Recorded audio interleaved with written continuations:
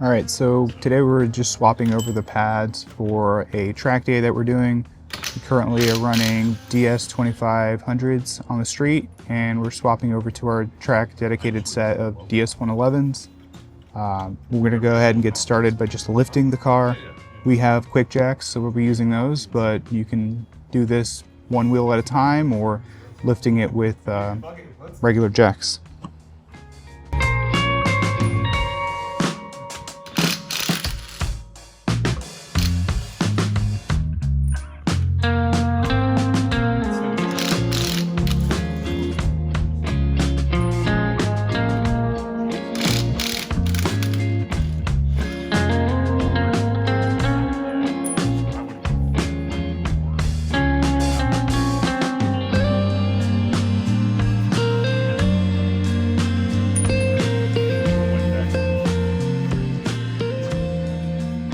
Okay, so the benefit of the AP racing kits is that they're pretty easy to swap pads without having to take the whole caliper off. So more or less high level, we're going to be taking out 2 retaining pins, 2 6mm bolts, retaining spring, and then taking the pads out, spreading the pistons back in, and then just doing everything back in reverse.